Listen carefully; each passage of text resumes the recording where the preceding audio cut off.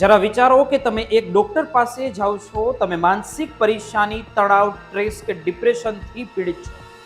તે ડોક્ટર પોતાની સફેદ કોટ પહેરીને તમને ખાતરી આપે છે કે હું તમારી સારવાર કરીશ, તમને સાજા કરીશ. પરંતુ જ્યારે દરવાજો બંધ થાય છે ત્યારે તે ડોક્ટર બની જાય છે એક હેવાન, એક રાક્ષસ.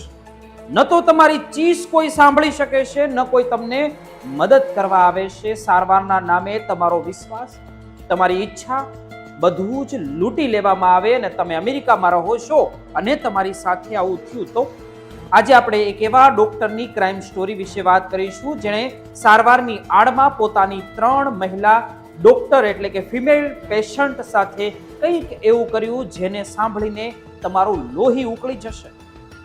મિત્રો, આજની આપણી આ વાત યુકેના માન્ચેસ્ટરમાં રહેતા 44 વર્ષીય વિજય ગાયકવાડની છે, જેઓ ભારતીય છે, જેઓ વ્યવસાયે ડોક્ટર અને મનોચિકિત્સક તરીકે કામ કરતા હતા અને તે જાત જાતની માનસિક બીમારીઓની સારવાર પણ કરતા હતા.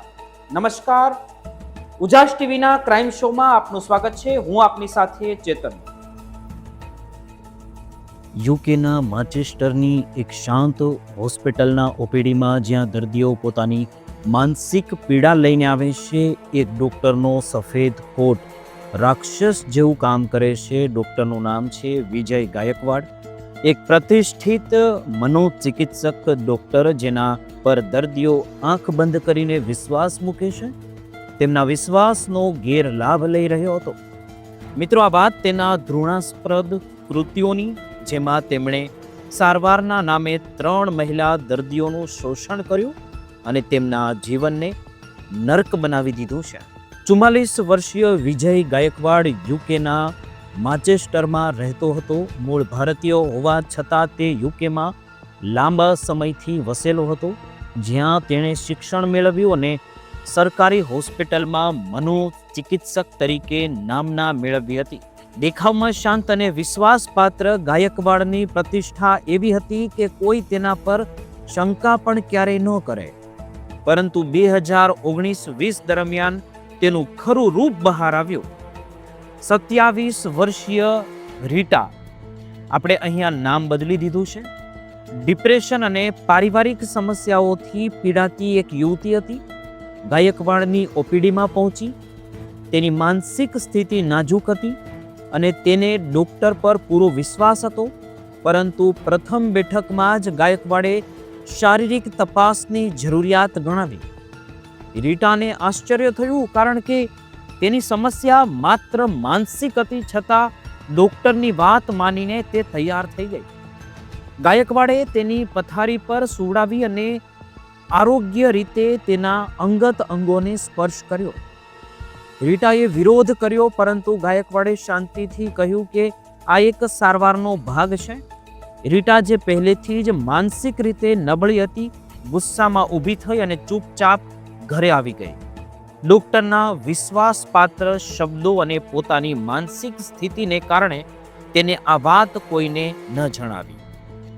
મિત્રો, બીજી એક વાત છે. 32 વર્ષીય લીલા, જેનું નામ આપણે બદલી દીધું છે, અનિદ્રા અને ચિંતાથી તે સમસ્યા લઈને ગાયકવાડ પાસે આવી હતી. ગાયકવાડે ફરીથી તે જ ઢબે શારીરિક તપાસની વાત કરી. લીનાએ શંકા વ્યક્ત કરી, પરંતુ ગાયકવાડની પ્રતિષ્ઠા અને તેના આત્મવિશ્વાસથી તે પણ દબાઈ ગઈ. તપાસ દરમિયાન ગાયકવાડે તેને અંગત અંગો સાથે છેડછાડ કરી. લીના રડતી રડતી ક્લિનિકમાંથી બહાર ભાગી ગઈ. હોસ્પિટલના સ્ટાફે તેને હાલત જોઈને પૂછપરછ કરી, પરંતુ વિજય ગાયકવાડે બધાને કહ્યું કે તે માનસિક રીતે વધુ વ્યવસ્થિત ન લાગતું હોય તેવું લાગે છે, એટલે તે રડે છે. આ વાતથી સ્ટાફ એકદમ શાંત થઈ ગયો અને લીનાએ પણ ડરથી કોઈને કંઈ પણ ન કહ્યું. હવે ત્રીજી વાત કરીએ તો તે છે સોનિયા. આપણે નામ બદલી દીધા છે, કોઈના ઓરિજિનલ નામ નથી લેવાના અહીંયા. જે માનસિક તણાવથી જે પીડિત હતી, 35 વર્ષની છે આ. તે પણ ગાયકવાડની ઓપીડીમાં આવી. ગાયકવાડે ફરીથી તે જ પેટર્ન અપનાવી, પરંતુ આ વખતે સોનિયા એકદમ સજાગ હતી. જ્યારે ગાયકવાડે અયોગ્ય સ્પર્શ કરવાનો પ્રયાસ કર્યો ત્યારે સોનિયાએ તેનો હાથ પકડી લીધો અને બૂમાબૂમ કરવા લાગી. તે ગુસ્સામાં હોસ્પિટલની બહાર નીકળી, દોડવા લાગી અને ડોક્ટરના કાળા કરતૂતોનો પર્દાફાશ કર્યો ને તે બૂમાબૂમ કરવા લાગી. તેની બૂમો સાંભળીને બધા જ હોસ્પિટલના સ્ટાફ પોલીસને જાણ કરીને આવી ગયા અને સોનિયાના નિવેદનના આધારે પોલીસે ગાયકવાડના વિરુદ્ધ કેસ નોંધ્યો.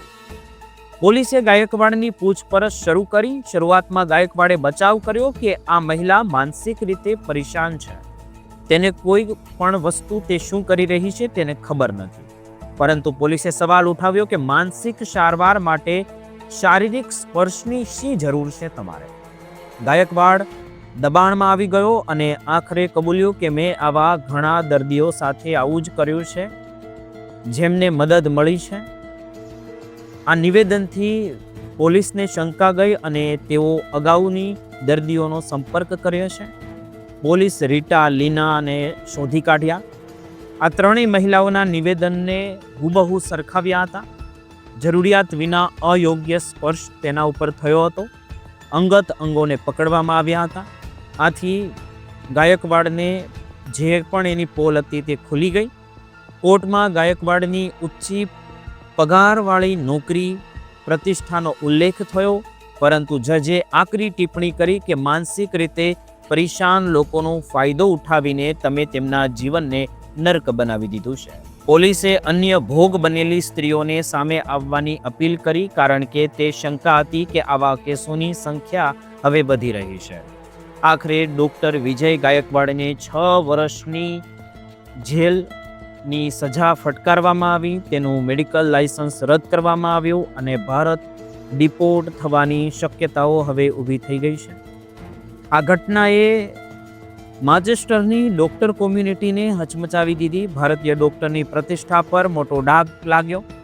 રીટા, લીના અને સોનિયાએ આ ઘટનાઓને માનસિક રીતે તોડી નાખ્યા અને રીટાએ તો આત્મહત્યાનો વિચાર પણ કર્યો હતો, પરંતુ કાઉન્સેલિંગે તે બચી ગઈ. આ વાત એક સ્પષ્ટ સંદેશ આપે છે કે વિદેશમાં કોઈ ગુનો કરીને કોઈ છટકી નથી શકતું. કાયદો સૌ માટે સમાન રીતે બંધાયેલો છે. આવી ઘટનાઓ રોકવા માટે કડક સજા અને જાગૃતિની જરૂર છે. મિત્રો, જો તમને આ વાર્તા ગમી હોય, આ વાત ગમી હોય તો અમારી ઉજાસ ટીવી ચેનલને સબસ્ક્રાઇબ કરવાનું ભૂલતા નહીં. મિત્રો, અમે તમારા માટે આવી ક્રાઇમ સ્ટોરીઓ ઉજાસ ટીવીમાં લેતા આવ્યા છીએ અને આવનારા સમયમાં પણ લેતા આવીશું. આભાર.